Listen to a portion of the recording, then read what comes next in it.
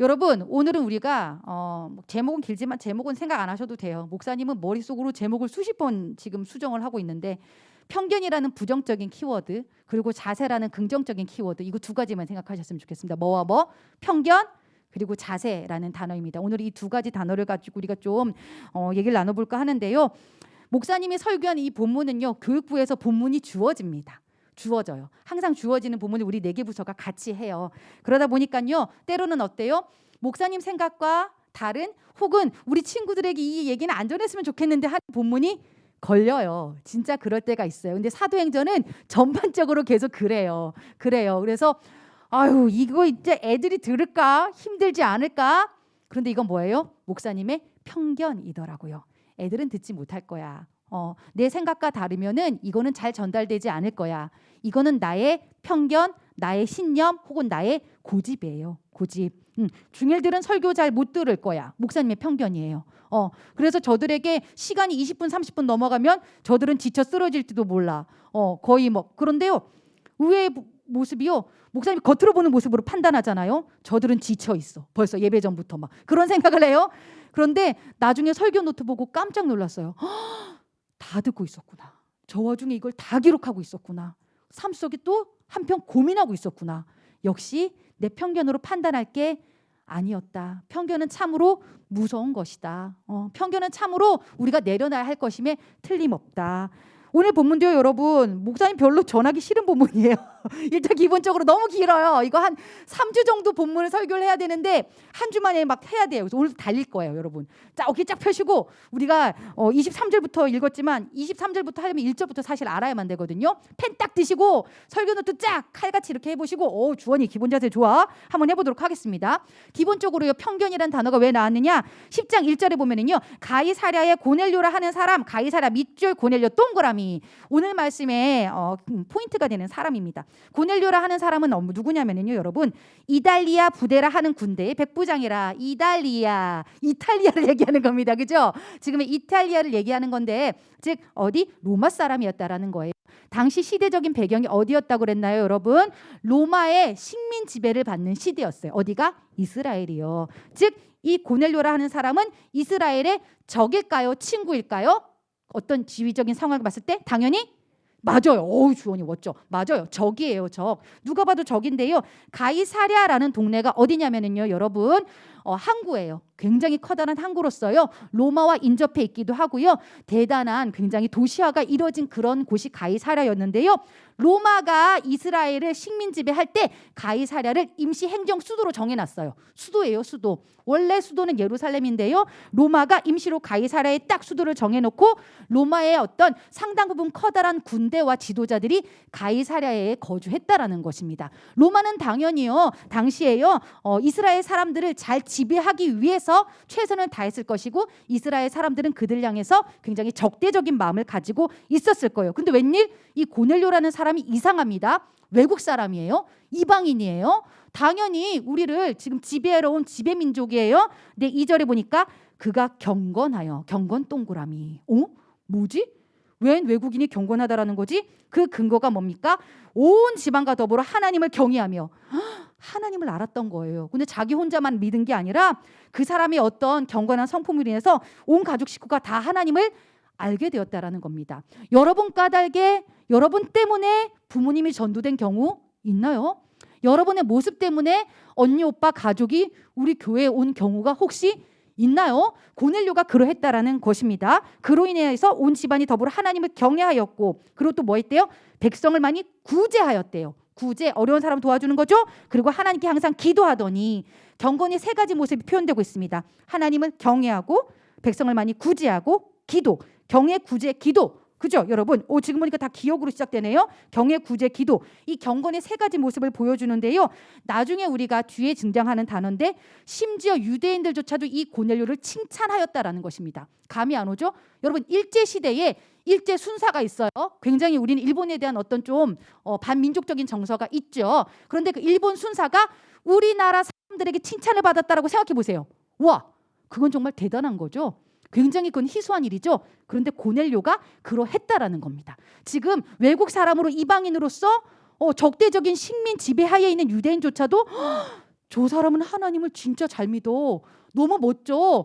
저 사람이라면 정말 로마 사람이라도 참 괜찮은 것 같아. 칭찬을 받고 있는데 야, 이거 기가 막힙니다. 3절에 보니까요. 로마 사람이 하루는 제90쯤 되어 환상 중에 밝히 보매 지금 뭐 하고 있는 거였어요? 기도를 하고 있는 것입니다. 로마 사람이 지금 기도를 하고 있는데 90. 자, 여러분 이스라엘의 시간 여러분 알 수 있게 해줍니다. 여기 성경에 나오는 시간에 플러스 6을 하시기 바랍니다. 그러면은 우리나라 시간으로 9시라는 것은 몇 시게요? 맞춰봐라. 더하기 잘하나 보자. 몇 시? 그렇지. 오후 3시 맞아. 이제 알겠지? 그치? 오후 3시. 당시에 이스라엘에는 아침 9시, 정오, 오후 3시 하루에 3번 유대인들의 기도하는 습관이 있었어요. 그런 관습이 있었는데 오후 3시에 대해서요. 이거 로마 사람인데 유대 관습 따라가고 있잖아. 그치? 신기하다. 그래서 유대 사람처럼 제9시쯤에 기도를 하고 있는데 하나님께서 환상을 보여주신 겁니다. 음성을 들려주셨죠. 하나님의 사자가 들어와 이르되 고넬료야 하니 4절 고넬료가 주목하여 보되 두려워 경외하고 있죠. 주여 무슨 일이니까? 천사가 이르되 내 기도와 구제가 하나님 앞에 상달되어 기억하신 바가 되었으니. 하나님 앞에 상달. 야, 이 단어 멋지지 않습니까? 어떻게 구제했길래? 어떻게 기도했길래 하나님 앞에 가가지고 땡땡 하나님 마음을 지금 터치했을까요? 근데 고넬료가 그러했다라는 것입니다. 상당히 마음밭이 좋은 사람인데요. 여러분 한번 보세요. 여기까지 되면은 아, 목사님 고넬료 본받으라는 거겠구나라고 생각하실 수 있을 텐데요. 나중에 15절에 보면은요 이럽니다. 하나님께서 깨끗하게 하신 것을 네가 속되다 하지 말라. 즉 고넬료의 이러한 삶의 태도의 근거는 뭐였냐면은요. 하나님이 깨끗게 하셨기 때문입니다. 즉 하나님께서 그를 선택하여 그에게 믿음을 주셨기 때문에 이게 가능했던 것입니다. 대부분 여기 되면 이렇게 되죠. 우리 중일들 좌절하죠. 저는 마음이 넓지 못해요. 목사님 저 인색해요. 저 성격 되게 파탄자예요. 저는 이렇게 고넬료처럼 못 믿어요. 맞아. 우리는 그렇게 자격 없어. 여기까지 인정하는 거야. 그런데 누가 그걸 주시는 거야? 하나님이 알아. 하지만 내가 너를 선택해서 내가 너에게 선물로 믿음을 줄 거야. 내가 너를 깨끗하다 할 거야. 내가 너를 정케할 거야. 그러면 어떻게 되는 거예요? 구제하고 싶은 마음이 생겨요. 하나님을 사랑하면은요. 기도하지 말라 해도요. 기도의 자리로 나올 수밖에 없어요. 그리고 하나님이 정말 무서워서 죄 짓는 게 힘들어져요. 주님이 오시면. 그러니까 억지로 여러분에게 이런 도덕적 행위하라고 목사님 가르쳐주는 게 아니에요. 하나님이 하시는 일이다. 하나님이 하시면 너희 또한 이러한 자세를 갖출 수 있다라는 거예요. 우리의 자격은 누구나 없죠. 그렇죠? 자꾸 자격 따지면 아무도 하나님 앞에 못 나가요. 근데 기본적으로요. 하나님이 선택하셔서 이러한 자세를 지닐 수 있게 되어졌는데 그에게 하나님께서 그럽니다. 너 지금 베드로라 하는 시몬을 데리고 와. 너네 집에. 왜 데리고 오는지 몰라요. 참고로 이 상황에서 고넬료는 베드로가 누군지도 몰라요. 그런데 그냥 바로 순종을 합니다. 사람을 보내가지고 역시나 또 경건한 사람을 보내요. 신앙의 사람을 보내가지고 베드로를 데려오라 그럽니다. 이 일을 다 이루고 욥바로 보내니라. 지금 가이사랴에서 욥바까지는 대략 50km 거리입니다. 도보로 걸어갔겠죠. 하루 정도 꼬박 걸어가야 되는 겁니다. 바로 순종해서 갑니다. 하나님이 환상 중에 말씀하신 거. 그랬는데 역시나 보니까 9절에 딱 베드로가 등장을 하는데 베드로도 뭘 해요? 이 사람도 기도를 합니다. 이야, 뭐 기도의 사람끼리 잘 만나고 있네요. 그렇죠? 여기에 보니까 베드로는 몇 시에 기도하고 있나요? 9절. 자, 베드로가 기도하려고 지붕에 올라가니 그 시각은 6시더라. 목사님이 이스라엘의 시간 환산법 알려드렸습니다. 그렇다면은 제 6시면 우리나라 시간으로 몇 시게요? 정오. 올 똑똑이들 맞아. 거봐. 이게 겉으로 보면은 말씀을 안 듣고 있는 것 같은 편견에 사로잡힐 수 있으나 다 듣고 있어. 훌륭해요. 좋아요, 여러분. 정오예요. 정오에 배고플 때 지금 베드로가 기도하러 올라간 거예요. 지붕에. 그런데 그 집이 하필 누구네 집이었냐면요. 아까 6절에 보십시오. 무두장이 시몬이래요. 무두장이. 여기 퀴즈. 무두장이가 어떤 직업일까요? 무두장이. 무두? 뭘 것 같아? 한번 상상을 해보세요. 무두장이는 어떤 직업일까? 자, 창의력을 막 발휘해 보세요. 창중쌤, 무두장이가 어떤 직업일 것 같아요?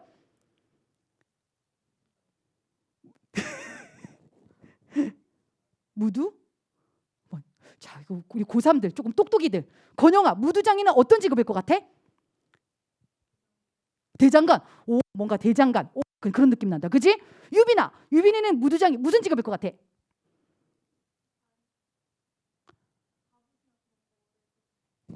오, 비슷했어. 뭔가 이게 둘이 조금 느낌이 비슷했는데, 이 무두장이라는 것은요 뭐냐면요, 가죽을 가지고 가공해가지고요, 그래서 뭐 가방을 만들거나 뭐 신발을 만들거나 이러는 피역, 가파치라고도 하죠. 그러한 사람을 무두장이라고 하는데요, 기본적으로 무두장이라고 하면은 뭘 다루는 거예요? 죽은 생물의 그 동물의 가죽을 벗겨가지고 그걸 가공하는 직업이잖아요. 그러다 보니까 율법에 위배되는 직업이었던 거예요. 당시에는 사체를 만지면 안 되는 게 모세 율법에 기록되어 있었거든요. 그렇기 때문에 무두장이는 세상에서 환영을 받았다, 못 받았다? 못 받았다. 그래서요, 사는 동네도 따로 있었어요. 변두리의 외곽에 따로 살았고요. 심지어 약혼을 했는데 약혼자가 이 사람이 무두장인지 몰랐어. 그러다가 약혼을 해서 딱 보니까 무두장이, 그러면은 파혼을 해도 된다고 율법에 기록되어져 있어요. 헐, 법에 그렇게, 그 당시에는 당시 법에 그렇게 기록되어져 있어요. 무두장이가 그 정도로 세상적으로 참으로 아픔을 많이 겪는, 천시당하는 직업인데, 그 집에서 지금 베드로가 기도하다가 여러분 역시나 베드로도 환상을 봅니다. 환상을 보는데요, 어떤 환상을 보여주냐면요, 베드로야 그러면서 막 배고파 죽겠는데 하나님께서 커다란 그릇을 지금 내려보내신 거예요. 근데 그 그릇에 뭐가 있었다? 막 온갖 네발 달린 짐승과 막 털 북실북실한 날아다니는 것들과, 걔네가 뭐였냐면은 레위기 11장에 명시한 먹지 말라고 명하신 것들이었어요. 모세의 율법에 의거해서 먹지 말라고 한 그 온갖 동물들이 그 바구니에 다 담겨져 있는데, 하나님이 뭐라 그러시냐면은 베드로야 너 이거 잡아 먹으라 그래요. 그런데 하나님이셔도 이건 안 됩니다. 하나님 앞에 지금 대들고 있어 베드로가. 안 됩니다. 왜요? 이거 율법에 먹지 말라고 해놨어요. 하나님 말씀에 먹지 말라고 기록해놔서 저 못 먹습니다. 근데 뭐라고 말씀하십니까? 지금 주님이요 15장에 보니까 15절에 보니까 하나님께서 깨끗하게 하신 것을 네가 속되다 하지 말라. 내가 깨끗하다 그랬어. 너 먹어. 여러분 좀 충격적인 사실 하나 알려줄까요? 그 레위기 11장에 먹지 말라고 명한 것 중에 뭐가 있냐면요, 돼지고기가 있습니다. 삼겹살 두둥. 어떡할 거야, 그지? 만약에 주님께서 이거를 정하다고 명해 주시지 아니하셨으면 여러분 삼겹살 못 먹어요. 발이 갈라진 그런 것도 당시에는요 부정하다 그래서 못 먹겠어요. 그리고 여러분 순대 못 먹습니다. 두둥. 곱창 좋아하는 지금 선생님 나 아는데, 순대볶음 좋아하는 선생님 나 아는데, 당시 모세 율법에 의하면요 먹으러 갈 수가 없었어요. 핏째 먹는 그러한 짐승들도 피 안에 생명이 있다 그래서 먹지 못하게 금했었습니다. 당시에는요 못 먹어요. 그런데 하나님께서 3번이나 말씀, 괜찮다고 먹으라고, 내가 정하다 했다고, 내가 괜찮다고 했다고, 안 내려놔? 네 생각 안 내려놔? 먹으라고. 근데 끝까지 자기의 편견, 자기 어떤 아집, 자기의 신념으로 하나님 앞에 대들고 있는 베드로의 모습이 나옵니다. 그렇죠? 뭔가 이 모습 낯설지 않아요. 왜요? 우리 안에도 이게 분명히 있거든요. 하나님이 말씀하셔도요, 아니요 저 이거 맞는데요, 이거 분명히 맞는데요, 정답인데요, 아시잖아요, 저는 굉장히 나이스해요, 하나님 왜 이러세요? 지금 그러고 있는 우리의 모습이에요. 이러니 스테보니스는 에휴 내가 진짜 들어드린다. 딱 그때 바로 고넬료가 보낸 사람들이 문 밖에 왔죠. 그러면서 베드로 씨 저희랑 같이 가십시다 그러는데, 알고 봤더니 딱 보니까 로마 사람, 이방인이에요. 당시 유대인들의 그 법에 의하면 이방인하고 말도 섞어서는 안 돼요. 같이 교제하는 일이란 상상할 수도 없는 일이었어요. 그런데 성령께서 말씀하시죠. 20절 일어나 내려가 의심하지 말고 함께 가라. 내가 그들을 보내었느니라 하리니. 그런데 여러분 이 사람들이 하루길을 꼬박 걸어서 왔기 때문에 쉼이 필요했어요. 그래서 그날 무두장이 집에서 이들이 하룻밤을 기거하게 되어지는데요, 이것은 이미 율법에 어긋나는 행동이었습니다. 이방인과 한 집에 유숙하고 있다. 뿐만 아니죠.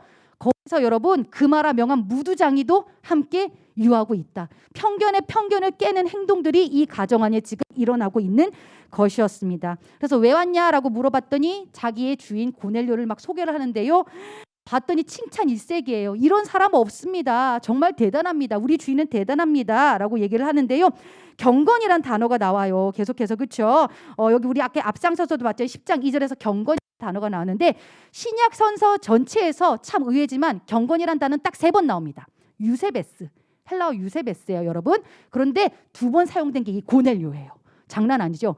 그만큼 고넬료의 경건과 그 자세가 얼마나 귀하고 아름다웠는지는 여기 우리 신약, 특별히 누가가 굉장히 이 사도행전의 저서인 우리 누가가 알려주고 있어요. 저자인. 그러고 나서 이제요 23절에 보니까 베드로가 불러들여 유숙하게 하니라. 오늘 우리가 봤던 본문이죠. 그리고 이제 드디어 들어가게 됩니다. 결국 그래서 이튿날에 이 사람들과 함께 다 떠났는데 보니까 23절에 욥바에서 온 어떤 형제들도 함께가 아니라 어떤 형제? 이 사람들은 유대인들입니다. 대략 6명으로 추정합니다. 그래서 그 6명의 또 베드로의 그리고 멀리서 온 그 세 사람까지 해서 한 10명 정도가 그 50km를 다시 걸어갔겠죠. 가이사랴까지 이렇게 걸어가가지고 고넬료네 집 앞에 딱 머물러 섰는데 베드로는 아직까지 자기를 왜 불렀는지 모릅니다. 그리고 고넬료도 이 베드로가 아직 누구지 모릅니다. 하나님께서 무슨 일을 하실지 아무것도 모르는 목적 없이 만나는 만남이었던 것입니다. 그러니까 베드로의 머리가 복잡했겠죠. 별로 호의적이지 않아요. 지금까지만 해도요. 로마인이 뭘 나한테 해코지하려고? 그리고 여러분 이 사람이 로마 백부장이에요. 백부장. 군대 장관이에요. 군대 장교예요. 특별히 신분 한번 봅시다. 이 백부장이니까 지금 지배국의 백부장 정도 되면은 굉장히 권위적이겠지. 반면에 베드로의 신분은 어때? 이게 지금 식민 지배를 받는 굉장히 억압받는 민족의 하필 갈릴리 출신의 초라 어부 출신이야. 누가 봐도 각이 딱 나오지. 베드로는 어떤 자세를 취해야 해? 아이고 저기요 이거지 그지? 아이고 나으리 불러주셔서 감사합니다. 이거예요. 그림은 딱 이거예요. 그렇죠? 베드로가 영 불쾌해요. 아씨 왜 나를 여기 보내는 거지? 로마 사람들하고 말도 섞기 싫은데 우리를 지금 지배한 쟤들하고는 나 말도 하기 싫은데 만약에 일본 장교가 현민이를 불렀어. 현민아 좀 와라. 그럼 어떨까? 나는 일개 고등학생인데 나를 왜 부르지? 그러면서 뭐 장교님 뭐 이러고 들어가겠지. 그치? 상상을 하면 그럴 거야. 그치? 그러면서 이러고 했는데 문을 딱 여는 순간 깜짝 놀랐어요. 여러분 고넬료가 지금 분위기로 하면 거의 뭐 파티 분위기예요. 막 빰빠밤빠밤 막 폭죽 터뜨리고 이런 분위기예요. 굉장히 화사한 분위기에 손님 맞을 준비 다 해놓고 심지어 자기가 가장 가까운 친구들과 친척들을 다 불러 모았어요. 그러면서 와 당신을 환영합니다 이런 분위기를 하면서요 기다리더니 24절에 기다리더니 동그라미 이 기다림의 단어가요 헬라 원어를 보면은요 하나님을 기다릴 때 사용하는 단어예요. 즉 베드로를 뭐 기다리듯이 지금 기다린 거예요? 하나님 기다리듯이 기다리고 있는 거예요. 내가 어떤 지배당하고 있는 지배하고 있는 소수민족의 시골 아저씨를 맞이하는 그런 태도가 아니라 하나님 기다리는 태도로 하루 종일 친구들 모아가지고 간절히 고넬료가 지금 기다리고 있는 거예요. 여러분 혹시 예배 드릴 때 이런 마음으로 기다리고 있나요? 아니면 오늘 이 자리에 겨우 실려 나왔나요? 우리의 자세를 한번 봤으면 좋겠어요. 사람들 모아가지고 야 다 와봐 큰일 났어. 하나님이 말씀하실 거야. 하나님이 그러면서 지금 데리고 나오고 있는 그런 간절한 태도가 보여지고 있어요. 그래서 25절에 보니까 마침 베드로가 들어올 때에 웬일입니까? 고넬료가 맞아 발 앞에 엎드려 절하니 백부장이 지금요 이 지배국의 어마무시한 권력을 가진 무소불위의 그 남자가 그 장군이 지금 이렇게 초라한 시골에 저 구석에 목회자에게 지금 인사하고 있는 거예요. 절하고 있는 거예요. 그 초라한 어부한테요. 자기가 지배하고 있는 그 나라에 나라도 이런 사람한테 지금 절하고 있는데 이 발 앞에 엎드려 절하는 이 자세가 마치 왕한테 절하는 거예요. 왕에게 절할 때 나오는 그 자세를 가지고 혹은 우리가 예수 그리스도를 만났을 때에 정말로 왕 되신 주님 앞에 경배하는 경배의 태도를 지금 보여주고 있는데요. 26절 베드로도 여기서 지지 않죠. 일으켜 이르되 일어서라 나도 사람이라 하고 받지 않습니다. 거절해요. 난 하나님이 아니에요. 그러지 마세요. 그러지 마세요. 선은 그건 그읍시다. 나는 하나님이 세운 사람일 뿐이지 하나님은 내가 하나님은 아니에요. 오해하지 마세요. 라고 얘기를 하고 나서요. 27절에 여러 사람이 모인 것을 보고 28절에 보니까요. 팩폭을 하고 있죠. 베드로가요. 저기요. 유대인으로서 이방인과 교제하면 가까이 하는 것이 위법인 줄 알고 계시죠? 이거 법에 어긋나는 행동이에요. 기록하고 있죠. 28절에요. 그런데 하나님께서 내게 지시하사 아무도 속되다 하거나 깨끗하지 않다 하지 말라 하시기로 부름을 사양하지 아니하고 왔노니 도대체 나를 왜 불렀어요? 라고 따져 묻는 거예요. 왜 불렀어요? 나 왜 불렀어요? 당당하죠. 베드로도요. 30절에 고넬료가 굉장히 여러분 겸손합니다. 고넬료가 이르되 그러면서 막 자기의 그런 어떤 상황들을 다 얘기해요. 기도했더니 하나님이 저를 기억해 주시고 환상 중에 당신을 만나라고 하십니다. 특별히 33절 굉장히 마음이 웅장해지는 구절입니다. 내가 곧 당신에게 사람을 보내었는데 오셨으니 잘하였나이다. 이제 우리는 주께서 당신에게 명하신 모든 것을 듣고자 하여 다 하나님 앞에 있나이다. 코람데오 하나님 앞에. 우리 하나님 앞에 동그라미 한번 쳐볼까요? 지금 뭐예요? 이 사람들은 하나님 앞에 지금 하나님을 기대하면서 하나님의 시선만을 바라보면서 그 지금 자리에 나와 있는 거예요. 무엇을 말씀하시겠습니까? 듣겠습니다. 바로 이 자세가 나오죠. 자세. 나도 모르는 초라한 눈앞에 보이는 외모는 굉장히 초라한 거지만 고넬료에게도요. 고넬료는 상당히 편견을 다 무너뜨리는 사람인 거예요. 하나님이 하실 일들을 기대하면서요. 하나님 앞에 있나이다. 그럼 어떻게 되는 거예요? 은혜 받을 수밖에 없는 거예요. 여러분 예배 앞에 나올 때 예배자에 나올 때 찬양 비록 우리 학생들이 지금 찬양하고 있지만 하나님 앞에 나오듯이 그 찬양이 여러분 임하고 있나요? 그럼 은혜가 달라요. 앞에 나온 인도자가 정말 천사 같아요. 예. 그리고 여러분 말씀을 드려도 마찬가지예요. 아줌마 목사님이 아니라 하나님 앞에 있나이다. 하나님 앞에 있나이다. 그럼 뭐가 들리는 거예요, 여러분? 여러분을 향하신 하나님의 메시지가 들려요. 비록 이 본문이 내 편견으로 인해서 이걸 가지고 내가 무슨 은혜를 받겠어? 하지만 그 편견을 뚫고 하나님이 말씀하시는 거예요. 하나님이 약속하시는 거예요. 하나님 앞에 있나이다. 비단 이런 예배 모임이 아니라요. 목사님이 토요일 날 우리 교사 모임이 있어요. 교사 모임에서 항상 그 기도해요. 우리의 생각, 우리의 방법, 우리 고집 내려놓고 하나님만이 말씀해 주세요. 하나님만이 들려주세요. 근데요. 저희 선생님들 모임이 굉장히 유쾌합니다. 근데 그 유쾌함 속에 목사님은 하나님 음성이 들려요. 굉장히 그 신앙사 가운데에 하나님께서 말씀하시는 게 들려져요. 그리고 거기서 함께 기도할 때에 목사님은 우리 선생님들한테 뭐 간증할 시간은 없었지만 응답을 꽤 많이 받았어요. 심지어 우리 부장님 대표 기도 가운데서도 하나님 응답을 꽤 많이 들려주셨어요. 와, 하나님 앞에 있나이다. 우리의 그 모든 모임이요. 하나님 앞에 있나이다. 공과 공부도 마찬가지예요. 여러분 공과 공부 시간에 너무 여러분 막 이렇게 세상 얘기 많이 하지 마세요. 거기서 나누다 보면은요. 하나님 앞에 있나 이 자세를 하다 보면은요. 하나님이 여러분 그 가운데에서 고치시는 친구가 나와요. 회복시키는 친구가 나와요. 꿈을 회복하는 친구가 나와요. 예, 죽고 싶었던 친구가 살고 싶다는 생각하는 친구가 나와요. 어떤 자세여야 돼요? 하나님 앞에서 내가 하나님 앞에 있나이다. 하나님 앞에 있나이다. 알찬 목장 편견이 있죠. 고등학생이 뭘 가르치겠어? 고등학생을 통해서 뭘 역사하시겠어? 아니 그 편견 내려놔봐. 하나님 말씀하시고 하나님 역사하시지. 모르지 너네 고등부 목자를 통해서 지금 중학생 중에 신앙을 알아가는 친구가 생겼어. 신앙을 고백하는 친구가 생겼어. 그래도 오늘 교회 나가봐야지 하고 내가 목자 말씀 한마디라도 더 들어봐야지. 하나님 앞에 있나이다. 그 자세인 거야. 그 자세. 사람이 아니야.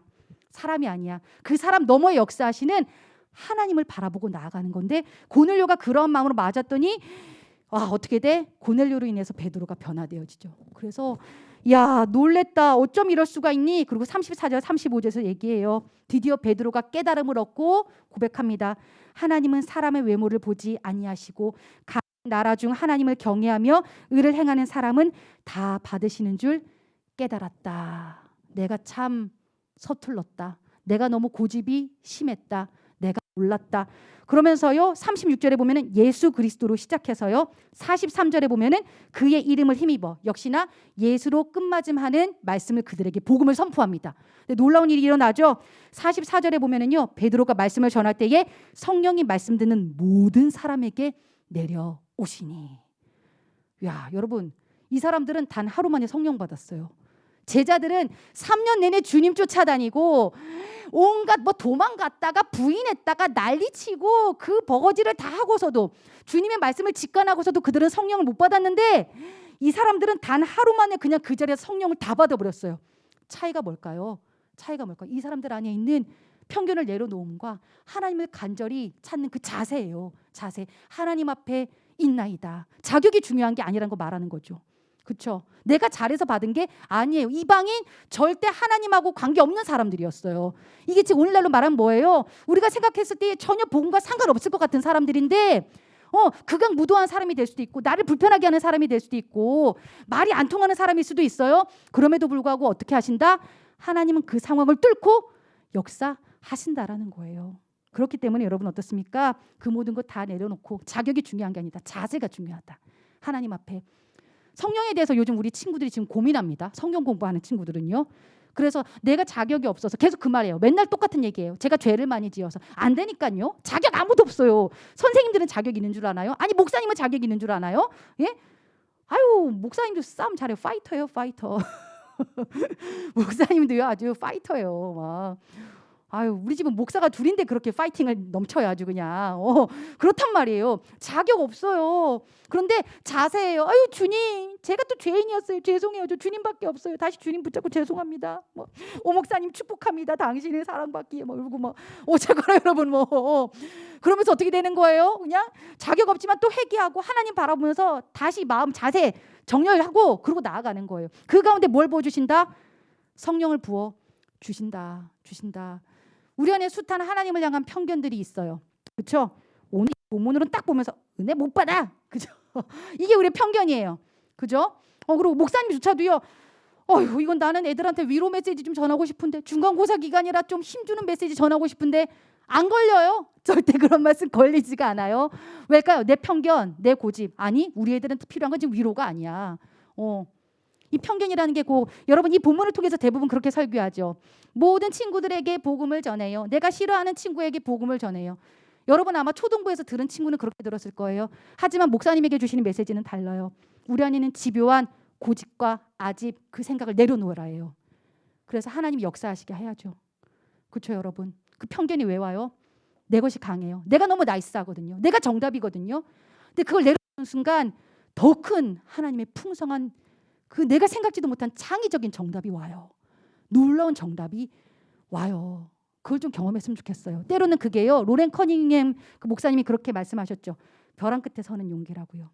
벼랑 끝에. 나는 떨어지면 안 된다는 정답을 갖고 있어요. 왜요? 떨어지면 죽으니까. 하지만 하나님은 떨어져 보라고 말씀하셔요. 그럼 너는 헐헐 날 수 있을 거라고. 우리가 생각지도 못했던 답이 있거든요. 그런데 우리는 못 떨어지죠. 이게 정답이니까. 내 생각 떨어지면 죽어요. 하나님 안 돼요. 내 말이 정답이 안 돼요. 근데 하나님은 떨어져 봐라. 순종해 봐라. 우리에게 계속해서 던지시고 계신단 말이에요. 에라 모르겠다고 쿵 떨어지는 순간 어떻게 돼요? 나는 헐헐 날아. 예전에 내가 경험하지 못했던 놀라운 세계를 경험하게 되는 거예요. 우리의 편견, 우리의 아집을 내려놓는 순간 하나님의 놀라운 창의적인 세계가 열려요. 관계 가운데서도. 그리고 사람을 세울 때에도, 여러분 진로 가운데서도 맨날 우리가 생각하는 건 똑같잖아요. 스카이, 대기업, 그죠, 똑같죠, 이렇게. 그리고 좋은, 돈 많이 버는 거. 그런데요, 하나님께서 역사하시면 이게 또 다른 창의적인 방법으로 열릴 수 있는 거예요. 여러분 돈 많이 버세요. 돈 많이 벌지 말라는 거 아니에요. 명문대학도 가세요. 하지만요, 틀에 박힌 내 생각으로 고집하고 내 거대로 안 되면 나만 속상하잖아요. 열어놓고 하나님이 어떻게 일하시는지 보라고요. 하나님을 위해서 가라고요. 하나님을 위해서 그 모든 과정 가운데에 참으로 임해 보셨으면 좋겠어요. 힘 빼고. 사람을 세울 때 우리는 그렇습니다. 쟤는 회장감이야. 쟤는 분명히 임원감이야. 그러면서 우리가 편견을 딱 가지고 세워놓는데요. 어때요? 그만큼 해요. 근데 전혀 생각지도 못했던 제비뽑기에서 뿅 이렇게 뽑잖아요. 그럼 어떻게 돼요? 생각지도 못한 큰 은혜가 더 임해요. 우리가 알찬 목장할 때도 목사님 솔직히 무리수였어요. 얘가 목자를 할 수 있을까? 그래서 목사님은 전원에게 다 연락해요. 걸려라. 걸리는 게 하나님 뜻이다. 그래서 딱 하겠다고 한 친구들이 처음엔 당황했어요. 절반은 할 만한 친구였고 절반은 정말 의외의 친구였어요. 그런데요, 그 의외의 친구들이요, 놀라운 고백을 해요. 매 시간마다 정말 목사님 깜짝깜짝 놀라는 생명력을 목사님이 얻어가요. 그래서 너무 행복해요. 저거였구나. 우리 공동체 안에도 편견을 가지고 본 친구들이 참으로 많이 있죠. 그렇죠? 여러분 주연 한번 불러보세요. 너 첫인상 좀 이랬는데 우리끼리 다 오픈해서 얘기지만 도원이가 그랬어요. 저는 사실 그 누나가 처음에 엄청 무서웠거든요. 그 누나 실명을 밝히지 않겠습니다. 근데 지금 다 쳐다보고 있네요. 근데 그 누나가 알고 봤더니 되게 따뜻한 여자였어요. 라고 얘기를 하더라고요.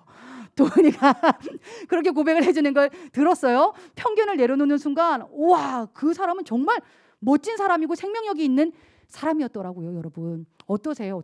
내 걸 내려놓고 하나님 것이 들어오는 순간 더 풍성한 생명력이 열려요. 이 시간 같이 기도하겠습니다. 여러분